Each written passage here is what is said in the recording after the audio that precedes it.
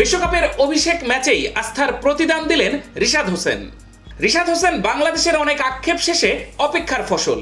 হয়তো বাড়িয়ে বলা হয়ে যেতে পারে, কিন্তু এমন একজন লেগ স্পিনারের জন্য কোচ, বোর্ড থেকে ভক্ত কেনা অধীর আগ্রহে অপেক্ষায় থাকেনি। আমেরিকার ডালাসে যখন বল হাতে পারফর্ম করেছেন রিশাদ, তখন কমেন্ট্রি বক্সে আতার আলী খানের সে কি উচ্ছ্বাস। ঘরোয়াতে সেভাবে সুযোগ না পাওয়া সত্ত্বেও জাতীয় দলে তার উপর আস্থার প্রতিদান দিলেন বিশ্বকাপের অভিষেক ম্যাচেই। ব্যাট হাতে আগেই নিজের সামর্থ্য দেখিয়েছিলেন রিশাদ, পাশাপাশি লেগ স্পিনে প্রয়োজনীয় ব্রেক থ্রু দিয়েছে সাম্প্রতিক সিরিজগুলোতে।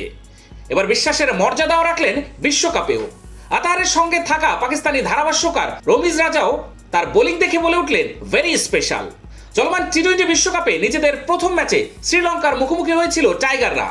প্রথমে ব্যাট করে লঙ্কানরা সংগ্রহ করে 124 রান, যা বাংলাদেশ 1 ওভার স্মুথ শেভিং এর জন্য শুধুমাত্র কুল, নাথিং এলস, ও 2 উইকেট হাতে রেখে পেরিয়ে গেছে।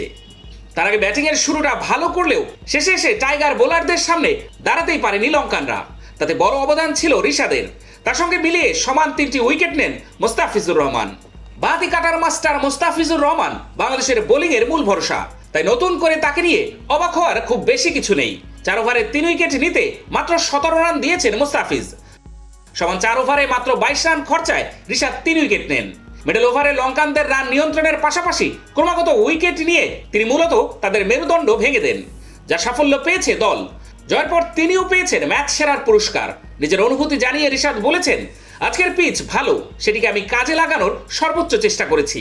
হ্যাট্রিকের সুযোগটাও কাজে লাগানোর আমার স্বাভাবিক প্রচেষ্টা ছিল। শ্রীলঙ্কার ইনিংসে 100 রানে 3 উইকেট পড়েছিল। এরপর 15তম ওভারে পরপর 2 বলে 2 উইকেট তুলে নেন রিশাদ। সেখানেই বদলে যায় বাংলাদেশের ভাগ্য। পরে সময় যত গড়িয়েছে ততই ভাগ্য ফিরেছে টাইগারদের দিকে। পরে আরও একটি উইকেট তুলে নেন রিশাদ।